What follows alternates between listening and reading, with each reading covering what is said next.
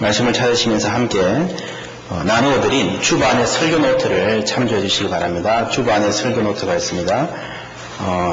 가능하면 메모하시면서 설교 노트를 함께 오시면 들을 때도 도움이 되시고 또 집에 가져가셔 일주일 동안 또 앞으로 우리 삶에 하나님의 인도하심을 받을 수 있을 줄 믿습니다. 창세기 12장 1절에서 8절까지 읽도록 하겠습니다. 8절까지 제가 먼저 읽습니다. 여호와께서 아브라함에게 이르시되 너는 너희 본토 친척 아비 집을 떠나 내가 내게 지시할 땅으로 가라.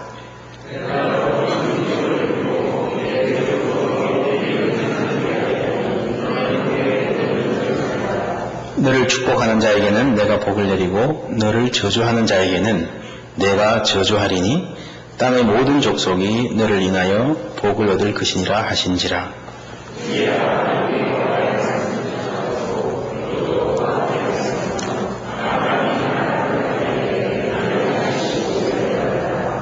아브라함이 그 안에 사례와 조카 롯과 하란에서 모은 모든 소유와 얻은 사람들을 이끌고 가나안 땅으로 가려고 떠나서 마침내 가나안 땅에 들어갔더라.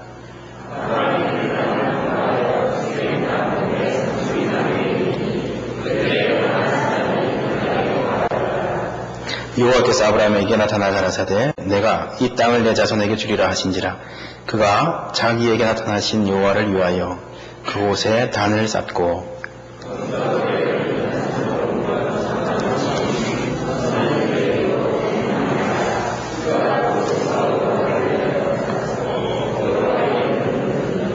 아멘. 네. 오늘 말씀에 눈에 띄는 말씀이 굉장히 많지만 우리가 익숙한 말 중에 복이라는 단어가 있습니다. 성경에도 복이라는 말이 굉장히 많이 나오고 또 복이 뭔가 설명해 보려고 하는 분도 많고 복이 뭔가 받고 싶다는 분도 많은데 과연 성경이 말하는 복이 뭔가부터 우리 말씀을 살펴보도록 하겠습니다. 설교 노트에 보면 복의 특징을 세 가지로 제가 이야기했는데 첫 번째로 복은 하나님이 말하시는 복, 성경이 말하는 복은 아주 쉽게 복은 받는 것입니다. 복은 받는 것이다. 복 받아라, 새 복 받으세요 그러잖아요. 그죠? 그래서 복은 받는 것입니다. 다시 말해서 복은 내가 노력해서 얻는 것이 아니고 싸워서 갖는 것이 아니고 복은 누가 줘야 받는 겁니다. 누가 뭐 복을 가졌다, 복을 뭐 잡았다 이런 말 안 하잖아요. 복을 받았다 그랬죠. 아무리 생각해도 그런 말은 없는 것 같아요. 많이 생각해보니까 복이 뭐 굴러 들어왔다 뭐 이런 말은 있어도 굴러 들어왔다는 말도 어디서 왔다는 거거든요. 내가 만들어낸 게 아니고 우리가 복을 만들어낼 수 없습니다. 여러분 새해 복 많이 받으세요. 새해 복 많이 받으세요 그러지만 그런 사람한테 가서 복 주세요 그래봐요. 복 많이 받기를 바라지만 우리는 복을 만들 수 없습니다. 복은 받는 겁니다. 영어로 I am blessed 수동태예요. 복은 내가 노력해서 얻는 게 아니고 복이란 본래 받는 겁니다. 노력을 강조하는 분들이 굉장히 많은데 저는 노력형 인간 이러면 두 사람이 떠오릅니다. 두 분이 떠오르는데 하나는 미국이 자랑하는 발명왕 에디슨이라는 분이고 또 한 분은 제가 신학교 다닐 때 모셨던 은사님이십니다. 에디슨이 그런 말 했죠. 천재는 99%의 노력, 퍼시피레이션과 1%의 영감이 있어야 된다. 사실 중고등학교 때 공부하면서 대부분 이거 한번 이 벽에 써붙여 놓으신 기억이 있을 텐데 99%의 노력이 중요하다.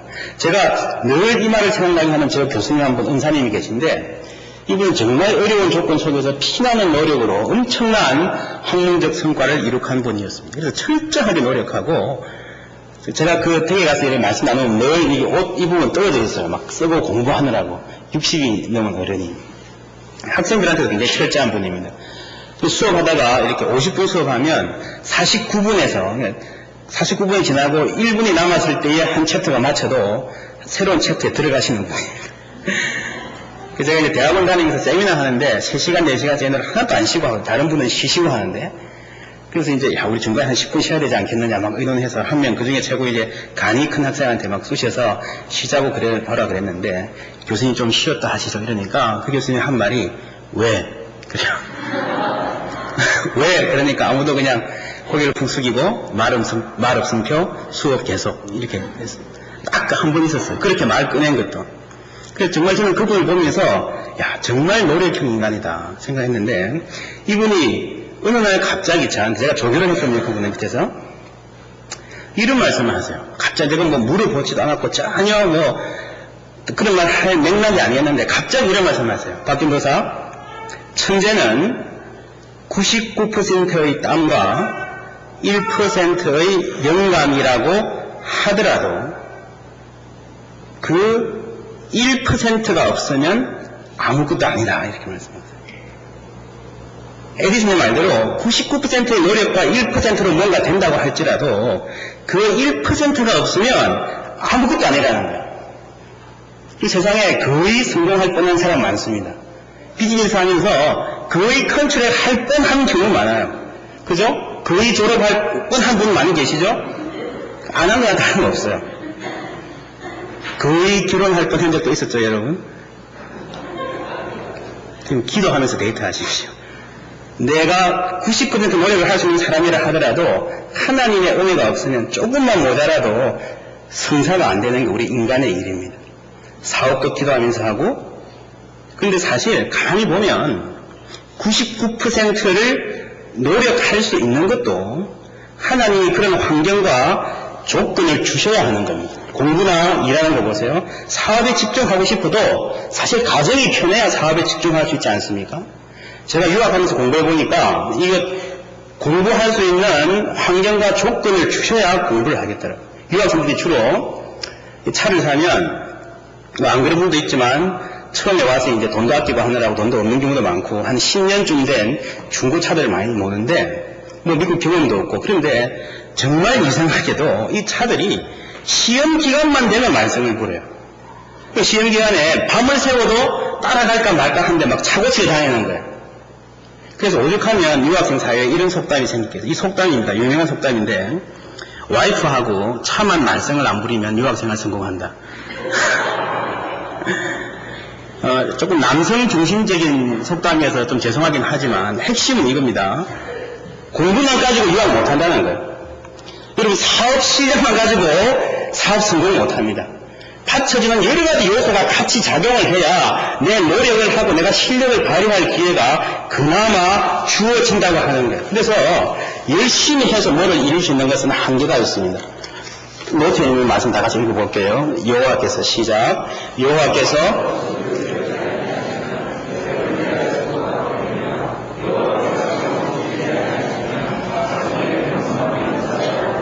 아멘. 아무리 열심히 집을 세우고 아무리 열심히 성을 지켜도 하나님이 함께 하지 아니하시면 퍼펙트하게 자기를 지킬 수 있는 사람은 아무도 없습니다. 99%의 노력을 기울이시는 건강조차도 하나님이 조금만 흔드셔도 우리는 그냥 주저앉게 되는 겁니다. 그래서 모든 복은 노트를 보십시오. 모든 복은 하나님으로부터 온다. 너무도 중요한 진리입니다. 복은 내가 얻는 것이 아니고 찾는 것이 아니고 만들어내는 것이 아니고 받는 것입니다. 그리고 이 복은 하나님께로 옵니다. 12장 2절 3절 이거 말씀 보면 내가 안으로 내가라고 I will이라고 영어로 시작합니다. 그런데 이게 우리 한국말로 읽어보면 I will이란 말이 많이 안 나오는데 영어 성경을 좀 보십시오. I will, I will, I will, I will. I will이 5번이나 나와서 강조되고 있어요. 저는 우리 코리안 한국말을 굉장히 사랑하는 사람인데 굉장히 좋은 장점도 많고 몇 가지 약점이 있어요. 근데 한국말의 약점 중에 하나가 주어가 분명하지 않다는 겁니다.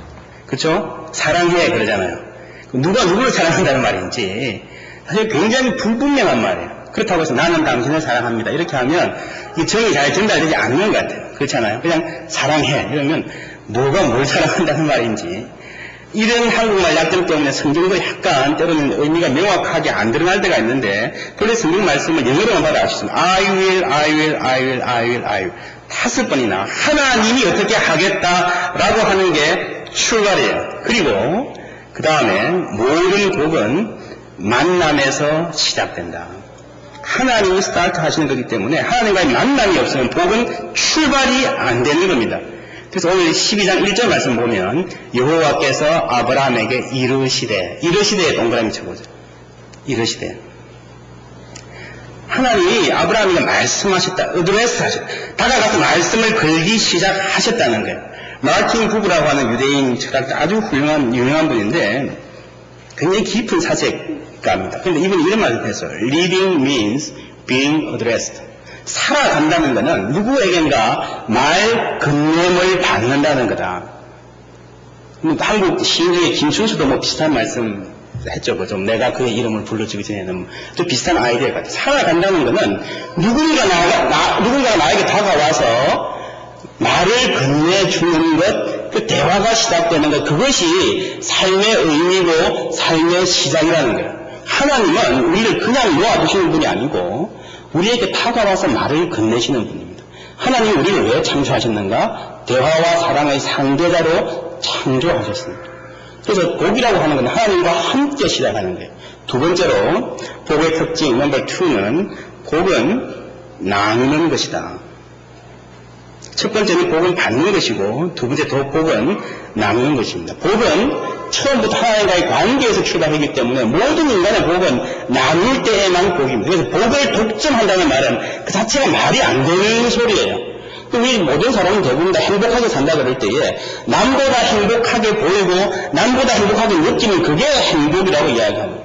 남들이 못 가진 것을 내가 가졌을 때에 그걸 복이라고 생각하고 남들이 다 당하는 어려움을 나만 피했다 그러면 그걸 행복이라고 생각하는 게 우리의 습성입니다. 그러나 그렇죠. 성경에는 너로 인하여 다른 사람이 너로 인하여 너 이웃이 너로 인하여 만민이 복을 받을 것이다. 이것이 하나님이 말하는 복이에요. 복은 그 개념 자체가 나눌 준비가 되어 있지 않으면 하나도 복이 아닙니다. 함께 해야 그게 복입니다. 한국 기독교 역사에서 아주 훌륭한 목사님들이 많이 계신데 그 중에 한 분 황해도 안악이라는 출신의 김익두 목사님이라는 분이 계십니다. 이분은 깡패 출신이에요. 안악 그 산골에서 정말 유명한 주먹대장, 이름만 들어도 벌벌 떠는 이런 사람인데 이분이 예수 믿고 은혜 받아서 목사님이 되고 유명한 부흥사가 되었어요. 설교하러 산을 넘어갑니다. 그런데 어떤 술 주둥이가 길 막고 있어서 시비를 거는 거예요. 야, 너 누구냐? 막 이러는 거예요. 그러다가 때리기 시작하는 거예요. 그럼 이 주먹이 센 김익두 목사님이 반항도 하지 않고 그냥 다 맞았습니다. 다 맞고 나서 이제 가려고 하는데 너 이름이 뭐냐라고 다시 물어보는 거예요. 내가 이 목사님이 김익두 그러니까 그 말을 듣고 얼굴이 하얗게 질려가지고 납작하게 엎드려서 형님 죽을 죄를 졌습니다. 그러는 거예요. 그래서 김익두 목사님이 야 나는 옛날에 그 김익두가 아니야 하고 가면서 뭐라고 말씀했는가 하면 예수는 내가 믿고 복은 자네가 받았구먼 그랬어요. 예수는 내가 믿고 복은 자네가 받은 거예요. 이게 진짜 복인 거예요. 내가 하나님의 사람이면 내 주위 사람들이 이상하게 바뀌기 시작하고 이상하게 복받기 시작해요. 아브라함에게 약속하신 복이 이 복이고 아브라함의 모든 자손들 야곱이 어디 가면 외삼촌집이 복을 받고 요셉이 감옥에 갇히면 감옥에서도 뭐가 바뀌기 시작하는 거예요. 내가 가는 곳마다 바뀌고 나 때문에 다른 사람이 복을 받기 시작하고 은혜를 누리기 시작하는 거예요. 예수는 내가 믿고 복은 자네가 받았다. 예수는 내가 믿고 복은 내 남편이 받으면 내 친구가 받으면 그게 진짜 예수 믿는 거예요. 지금 보세요. 모든 복은 하나님으로부터 온다. 그 다음에 대부분의 복은 사람을 통해서 옵니다. 그리고 하나님의 부르심은 내가 그 사람이 되라는 것이다. 나를 통해서 다른 사람이 복받는 그런 삶을 향해서 하나님이 우리를 부르신 거예요.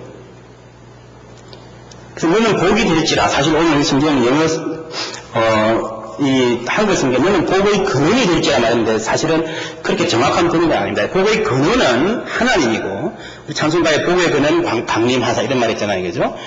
You will be a blessing. 너는 복이 될지라. 그 자신이 복이 되라는 말이에요. 그 복의 source는 사실 하나님입니다. 복이 될지라 이 말이에요. 누가 내 삶에 살아가다 보면 내 삶에 모자란 1% 그걸 채워줄 사람이 없는가? 그걸 찾지 말고 내가 누군가의 1%를 채워줄 수 없는가? 혹시 그럴 사람이 있을까? 그걸 찾으면서 살아가는 이야기예요. 여러분 나는 쓰고 남는 것 성경에 보면 소자를 위해서, 작은 아이를 위해서 물 한 그릇 대접하는 것을 하나님이 잊지 않으신다 그랬습니다. 여러분, 물 한 그릇이 나에게는 콸콸 넘치는 것일 수 있지만 그 한 방울이 없어서 죽어가는 사람이 있을 수 있습니다. 내가 한 번 미소를 띄워주고 한 번 전화해주고 밥 한 끼 먹여주는 게 그 사람의 삶에 정말 새로운 빛을 가져다주는 그런 사건이 되어주는 사람들이 우리 주위에 너무나 많습니다. 그래서 물 한 그릇 떠주는 것도 하나님이 잊지 않는다는 것은 내가 떠주는 물 한 그릇이 어떤 사람에게는 100%일 수 있다는 거예요. 그게 저기는 죽는 사람이 있을 수 있다는 겁니다. 그리고 복은 함께 하는 거예요. 이 복이라는 말에 대해서 굉장히 많은 신학자들이 연구하고 토론하고 그랬는데, 이 복이라는 말을, 구약 학자 중에서 아주 존경받는 월트 브루그만이라는 학자가 웰빙이라고 보냈어요. 웰빙. 이 복은 총체적으로 잘 사는 것을 다 포함한다는 거예요. 요즘 한국에도 웰빙이라는 말이 굉장히 유행인 거 여러분 아시죠? 웰빙족 뭐 이런 말 하는데 사실 본래 이 미국에서 웰빙이라는 말이 처음 나올 때는 굉장히 좋은 의미였어요. 예를 들면 패스트 푸드 같은 거 안 먹고 슬로우 푸드 그런 말 들어보셨죠? 너무 바쁘게 살지 않고 기계 문명 같은 거리를 유지하면서 좀 자연 친화적인 삶을 사는 이런 운동들이 웰빙이었는데 이게 한국에 들어가면서 웰빙족 이래서 어떤 게 웰빙이 됐는가 하면 예를 들면 커피 하나를 마셔도 좀 더 고급 커피 제대로 마시고 옛날에는 그랬던 옛날에 스테이크를 먹는다 그러면 스테이크 먹는 것만으로도 폼 잡을 수 있었는데 지금 아무나 스테이크 먹잖아요. 그죠? 그러니까 좀 더 고급스럽게 먹자. 그럼 명품을 밝히는 사람들이 웰빙족이 되고 말았어요. 그러니까 웰빙 다음에 족이라는 말이 붙은 자체가 굉장히 이상한 조어인데 이 족이라는 말이 뭔가 하면 나는 남들하고 다르다는 거예요. 나는 남들하고 다르다. 웰빙족. 다른 사람은 대충 살고 우리만큼은 나 같은 사람만큼은 좀 더 품위 있게 살아간다라고 다른 사람 삶이 형편없이 사는 것을 비웃으면서 행동을 느끼려는 그런 모티브에서 웰빙족이 굉장히 많이 이렇게 추구되고 있습니다.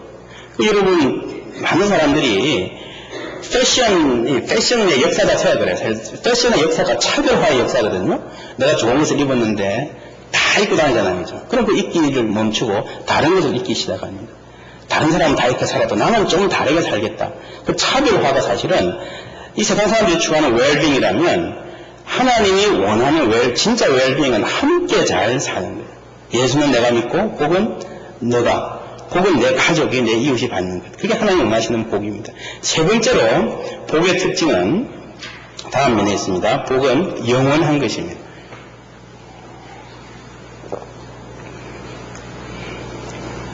히브리서 11장에 보면 믿음으로 아브라함은 부르심을 받았을 때에 순종하여 장래 기업으로 받을 땅에 나갈새 갈바를 알지 못하고 나갔으며 갈바를 알지 못하고 그 다음 플랜이 없이 나갔다는 겁니다. 왜 플랜이 없이 움직이는 게 가능했는가? 하나님이 플랜을 갖고 계셨기 때문입니다. 하나님의 영원한 계획이 그 디자인이 있었기 때문입니다. 여러분, 아브라함은 갑자기 하나님을 만났지만 하나님이 이 만남을 준비하고 계셨습니다. 그래서 성경 전체를 보면 아브라함과 하나님과 이 만남이 얼마나 중요한 만남인지 여기서 시작돼서 얼마나 중요한 구원의 역사가 시작되는지 이게 역사 전체의 방향에 영향을 미치는 엄청나게 중요한 플랜과 디자인을 하나님은 준비하고 계셨던 거예요. 지난주에 우리 들었던 말씀입니다. 제가 읽겠습니다. 찬송하리로다 하나님 곧 우리 주 예수 그리스도의 아버지께서 그리스도 안에서 하늘에 속한 모든 신령한 복으로 이게 줄 거 보실래요? 하늘에 속한 모든 신령한 복 이도 복이 나옵니다. 우리에게 복 주시되 곧 창세전에 그리스도 안에서 우리를 택하사 우리로 사랑 안에서 그 앞에 거룩하고 흠이 없게 하시려고 하늘에 속한 모든 신령한 복 이게 뭔가? 이 말은 하나님이 어떤 분인가를 알 수 있어야 우리가 이해되기 시작합니다. 그 밑에 보면 이를 다 같이 읽어볼까요? 시작. 이를 행하는 여호와 그것을 지어 하나님은 이를 지어서 디자인해서 성취하시는 fulfill 해나가시는 분입니다. 그래서 하나님이 나에게 다가올 때에 나에게 말씀을 걸 때에 하나님은 디자인을 갖고 생각을 갖고 계획을 갖고 나에게 접근하시는 분입니다. 하나님 말씀을 주실 때는 하나님은 아브라함은 몰랐지만 하나님은 계획이 있는 분입니다. 일을 지어 성취하는 분. 창세전부터 선택하신 분입니다. 그래서 어느 날 갑자기 아브라함에게 하나님이 말씀하셨습니다. 근데 이 갑자기는 아브라함 편에서 갑자기지 하나님 편에서는 갑자기가 아닐 수도 있습니다. 무슨 말인지 아시겠습니까? 보세요. 여기 달걀이 하나 있다고 생각하십시다. 달걀이 가만히 있다가 어느 날 갑자기 안에서 뭐가 나오더니 병아리가 태어나기 시작했어요. 어느 날 갑자기. 오늘 아침까지는 달걀이었는데 오늘 오후에 병아리가 됐어요. 밖에서 보는 사람은 갑자기예요. 그러나 그 달걀 안에서 무슨 일이 났을까요? 20며칠 동안 서서히 달걀이 병아리가 되어가는 과정이 프로세스가 진행되고 있었다는 겁니다. 그래서 우리가 눈으로 보기에는 갑자기라고 하는 이 현상을 사실은 그게 굉장히 오랜 시간 동안 서서히 진행될 수도 있었겠구나라는 가능성을 생각하고 아는 게 지혜예요. 한국 영화 보면 그런 거 굉장히 많이 나오던데 어느 날 갑자기 평온한 집에 경찰서에서 전화가 옵니다. 당신 아들이 경찰서에 있습니다. 가니까 막 싸움하고 들어가고 난리 난 거예요. 엄마가 보기에는 왜 갑자기 얘가 이랬을까? 오늘 아침까지도 착한 아이였는데 오늘 저녁에 왜 갑자기 이랬을까? 그 갑자기가 아닐 수도 있다고요. 이런 같이 사는 남편이나 아내가 왜 오늘 갑자기 이럴까? 그게 갑자기가 아닐 수도 있다고요. 다른 사람 성공하는 거 보면 갑자기 성공하는 것 같죠? 형편없이 살다가 그게 갑자기가 아닐 수도 있다고요. 내가 모르는 그 계란 속에서 내가 모르는 그 삶 속에서 서서히 진행되는 어떤 일이 있을 수가 있다고. 그걸 아는 게 지혜입니다. 좋은 변화든 나쁜 변화든 우리가 생각하는 것만큼 갑자기 일어나는 사실은 별로 없습니다. 삶은 거의 모든 게 다 그래요. 이런 피자를 시켰습니다. 피자가 오고 했습니다. 근데 피자가 내가 지금 오는 걸 아는 건 난 띵동하고 피자 왔다 하는 그 순간 갑자기예요. 그러니까 적어도 도미노 기준으로 30분 동안 그 피자는 만들어지고 오고 있었어요. 하나님의 도움과 하나님 나에게 원하시는 것, 나에게 다가오시는 이 순간들이 나에게는 갑자기지만 하나님은 준비하고 계셨습니다. 나는 지금 몰라도 몇 초 후에 띵동 울리면서 피자가 오듯이 하나님의 도움이 오고 있는 경우도 있습니다. 이것을 아는 지혜를 여러분이 가지시기 바랍니다. 아브라함에게 갑자기 하나님이 나타나셨지만 하나님은 정말 영원 전부터 창세전부터 아브라함을 계획하시고 아브라함과의 만남을 준비하고 계셨던 거예요. 그래 우리는 그 계획을 다 알지 못합니다. 하나님이 언제부터 나를 생각하시고 준비하셨는지, 언제부터 이 교회를 준비하셨는지, 이 만남을 준비하셨는지 우리는 다 모릅니다. 다만 하나님이 창세전에 라고 하셨으니까 그렇게 크신 하나님 우리가 믿고 따라갈 뿐입니다. 자, 다시 이야기합니다.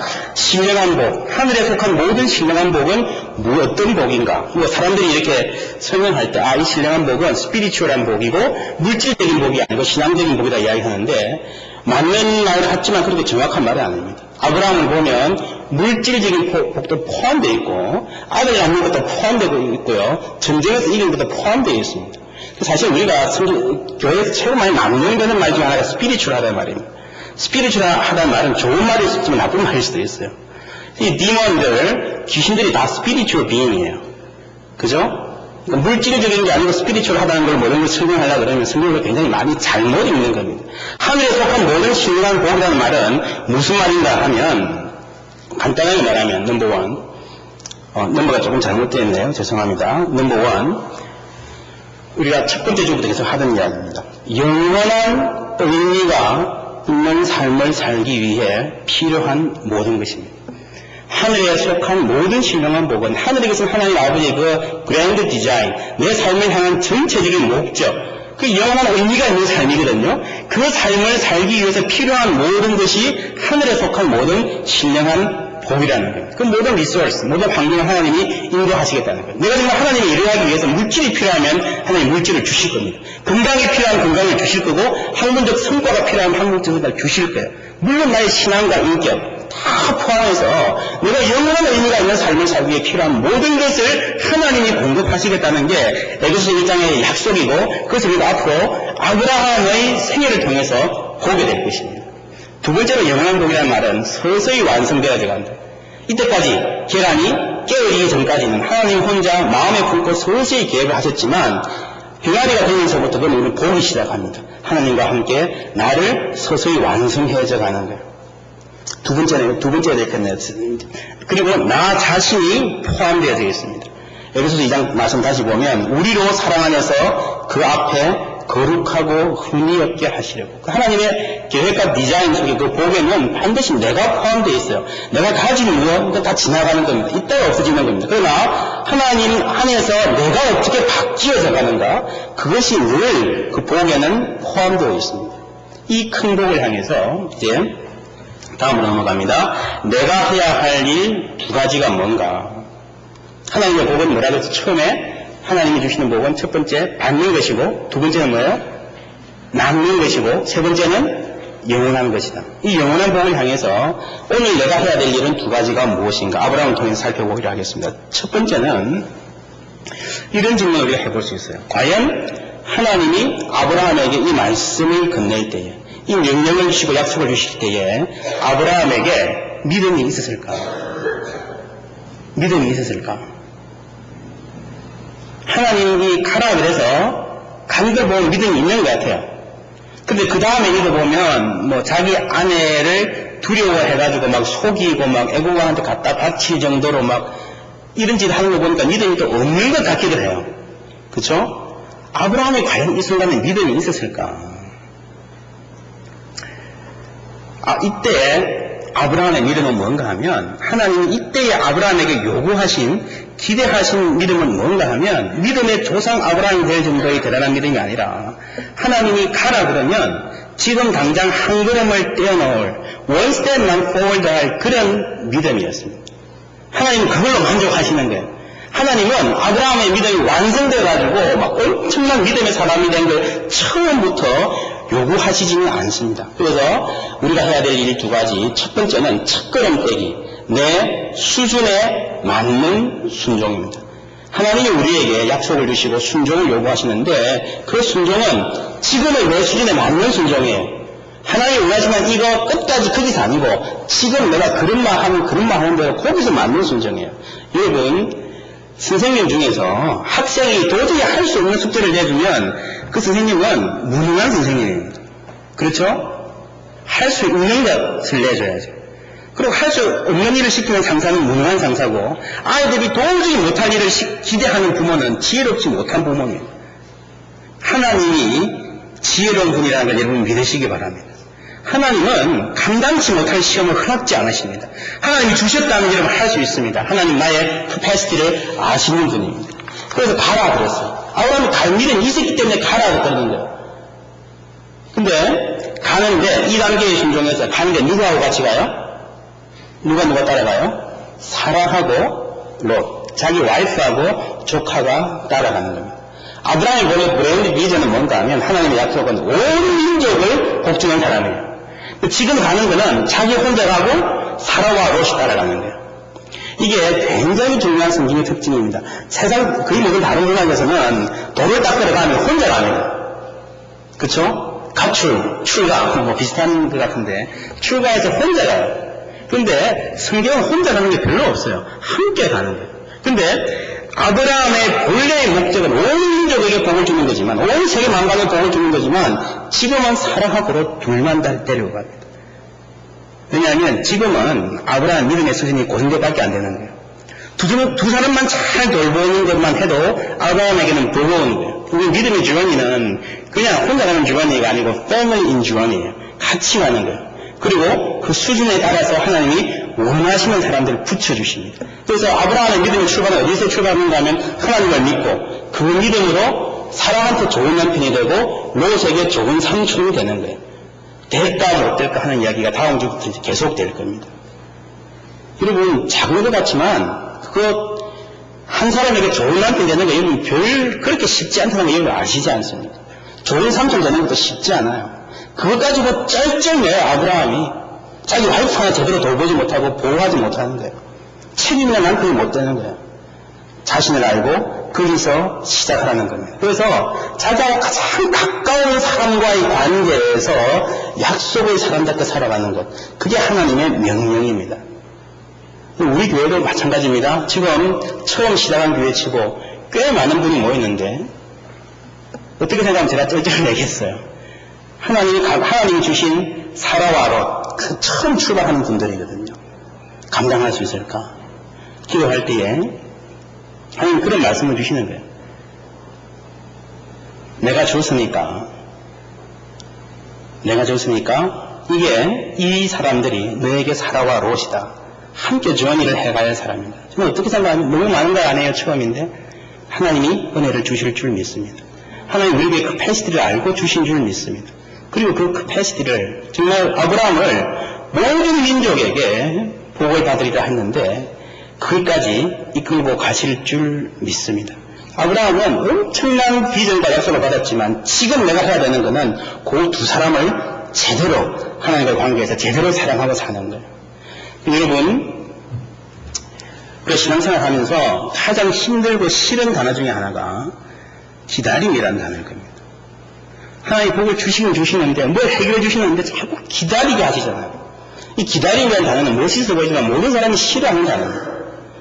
하나님 주시려면 바로 주시지 왜 이렇게 오랫동안 골치 아프게 기다리게 하실까? 근데 여러분, 나도 기다리지만 하나님 입장에서 한번 생각해 보세요. 하나님이 내가 자라나기를, 내가 성장하기를, 내가 좀 커서 하나님의 마음을 조금이라도 헤아려 주기를 얼마만큼 오래 기다리고 계실까? 하나님 모든 걸 다 갖고 계신 분입니다. 다 주실 수 있는 분입니다. 어쩌면 하나님은 이런 분인지도 몰라요. 한 손에 베이비를 안고 성질도 급하게 그 베이비가 초등학교 갈 때 입을 옷을 사놨어요. 그래놓고 빨리 자라서 저걸 입혀서 학교 보내야 될 텐데 운동복 준비해놓고 어쩌면 대학 등록금 준비해놓고 운전하게 되면 사줄 차도 알아봐놓고 결혼식을 어떻게 시킬까 다 준비해놓고 그런 하는 아이를 보면서 빨리 자라야 할 텐데 그걸 기다리시고 계신 분이에요. 여러분. 여러분이 그것을 감당할 능력이 되면 하나님은 순간도 지체하지 않으시고 바로 주실 줄 믿습니다. 하늘에 속한 모든 신령한 분, 여러분의 삶이 영원한 의미가 있는 삶이 되기 위해서 필요한 모든 것 하나님이 준비하고 계십니다. 저는 어떨 때는 기도하면서 내가 아직 이것밖에 안 되는구나. 하나님 답답하시죠? 그럼 하나님 이렇게 말씀하시는 것 같아요. 아니야, 나는 괜찮아. 창세전부터 기다렸는데 뭐. 하나님 그런 분이십니다. 우리를 창세전부터 사랑하시고 선택하시고 예정하시고 지금도 우리가 자라나기를 참아주시고 기다려주시는 분입니다. 지금 내가 할 일은 그 하나님의 큰 캐패시티를 다 따라갈 필요 없으니까 지금 내 수준에 맞는 순종, 그런 말을 하는 것이든 ABC를 배우는 것이든 그것을 하면 하나님이 우리를 끝까지 인도하실 줄 믿습니다. 두 번째는 하나님의 이름을 부르는 것, 예배하는 삶입니다. 예배하는 삶. 성경을 조금 앞뒤로 보신 분은 창세기 11장과 창세기 12장 사이에 엄청나게 큰 분위기가 바뀌는 것을 알 수 있을 겁니다. 창세기 11장에 무슨 이야기가 나오죠? 눈을 한번 보실래요? 11장 1절 보면 대충 감이 잡히실 겁니다. 11장에 무슨 이야기가 나오죠? 창세기 11장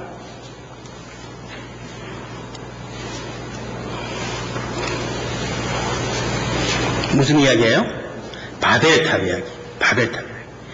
바벨탑을 통해서 그나마 조금씩 쌓아오던 인간들의 성취가 깡그리 무너지고 다 흩어지고 성경 전체를 통해서 인류 역사를 통해서 아주 절망적인 장이 11장입니다. 바벨탑 사건. 그러나 그 속에서 그 폐허에서 새로운 희망이 시작되는 것이 12장입니다. 이 11장과 12장이 연결해서 보면 11장의 사람들이 왜 바벨탑을 쌓았고 왜 망했을까? 11장 4절에 보면 바벨탑을 쌓는 모티브가 나와요. 모티베이션이 우리 이름을 내고 유명해지자는 거예요. 이름을 떨쳐보자는 거예요. 사람은 누구나 명예 욕심이 있습니다. 내가 남보다 낫다. 남을 차별해서 내가 누구보다 낫다. 나는 훌륭한 사람이다 라고 주장하고 인정받고 싶은 욕심이 있습니다. 그 명예욕이, 이러면 이 바벨탑은 너무 재밌는 사건입니다. 명예욕이 탁 차면요, 다른 사람이 무슨 말 하는지 못 알아들어요. 큰 이름에 욕심이 가득 차면 다른 사람이 무슨 말 하는지 못 알아들어요. 얼마나 혼잡하게 돼 있어요. 자기 욕심이 가득 찬 사람은 다른 사람이 피해친 하소연을 해도 그 말을 못 알아듣습니다. 자기 욕심 때문에 그랬어요. 우리 이름을 내자는 욕심 때문에 그랬어요. 얼마나 많은 사람들이, 심지어 얼마나 많은 주의 종들이 이 우리 이름을 내자, 내 이름을 내고자 하는 말 때문에 넘어졌는지 모릅니다. 창세기 12장 2절을 보면 새로운 희망이 시작되는데 하나님이 이렇게 말씀해 주십니다. 내 이름을 창대케 하리니. 하나님이 아브라함 이름을 창대케 해준다는 거예요. 그래서 저는 이 말씀을 보면서 약간 긴장감이 느껴져요. 왜냐하면 하나님이 I will make you famous. 내 이름을 유명하게 해주겠다 라고 했을 때 혹시 아브라함도 바벨탑의 사람들처럼 유명해지고 싶은 욕심이 생기기 시작해서 이를 그르치진 않을까? 교만의 함정에 빠지지 않을까? 내 이름을 내보자라고 하는 그 강한 디자이어 때문에 아브라함도 망하지 않을까? 그럼 그 긴장이 느껴지지 않습니까? 11장에 이거 전체가 망한 사건이 자기 이름을 내보자 그랬는데 사람은 거의 비슷하거든요. 내가 내 이름을 페이머스하게 해주겠다, 그레이트 네임을 만들어주겠다라고 했을 때에 아브라함도 그런 위험이 있는 거예요. 우리가 다른 사람이 아닙니다. 이 긴장이 어디에서 해소가 되느냐? 여기서 조금 안심하게 되는가 하면 12장 8절입니다. 다 같이 읽어보겠습니다. 12장 7절 8절 다 같이 읽어보겠습니다. 시작. 여호와께서 아브라함에게 나타나 가라사대 내가 이 땅을 내 자손에게 주리라 하신지라. 그가 자기에게 나타나신 여호와를 위하여 그곳에 단을 쌓고 거기서 베델 동편 산으로 옮겨 장막을 치니 서는 베델이요 동은 아이라. 그가 그곳에서 여호와를 위하여 단을 쌓고 여호와의 이름을 부르더니. 아멘. 여호와의 이름을 부르더니. 여호와의 이름을 부르더니. 여기에 키가 있습니다. 사람들은 다 자기 이름을 내려고 노력하다가 망해갑니다. 자기 이름을 내리고 노력하다가 싸우고 망해가고 상처받습니다. 하나님이 결국에는 우리의 이름을 높이시려고 작정하고 계십니다.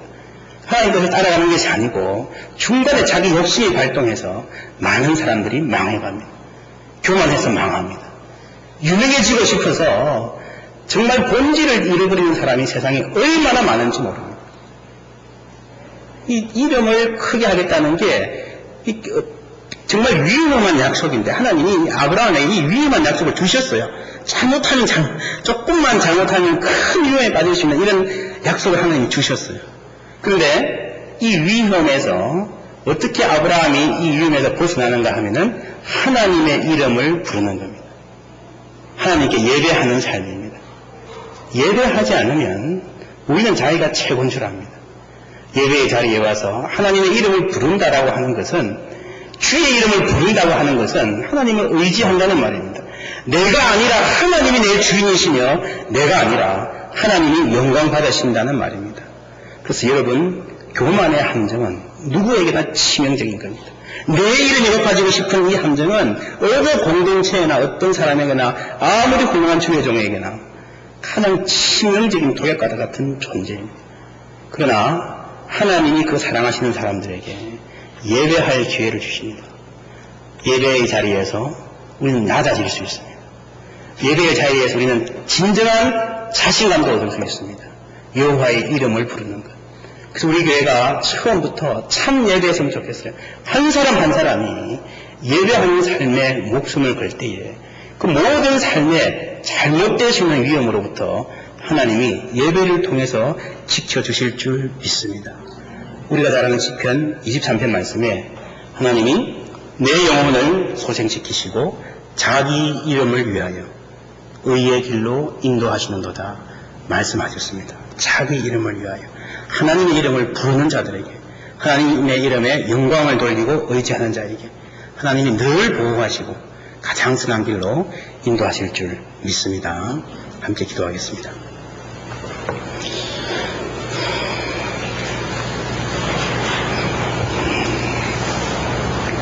하나님, 갑자기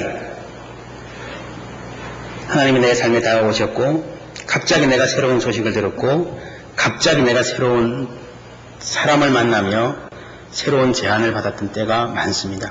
그 갑자기의 순간이 하나님이 영원 전부터 준비해 놓으신, 서서히 만들어 놓으신 순간이라는 것을 깨달아 아는 지혜를 허락하여 주시옵소서.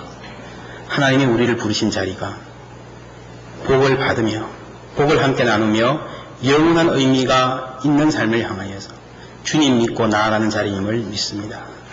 하나님, 우리 삶을 축복하여 주시며 우리를 선택하여 주시며 우리에게 다가와서 말을 걸어주신 하나님의 은혜를 찬양합니다. 주님과 함께 살아가는 이 우리 삶의 여정에 하나님, 우리 마음 가운데에 하나님을 부르며 여호와의 이름을 부르며 예배하는 삶이 있게 하여 주시며 내가 지금 할 수 있는 일을 깨달아서 순종하는 삶이 계속되게 인도하여 주시옵소서. 예수 그리스도 이름으로 감사하며 기도하옵나이다. 아멘.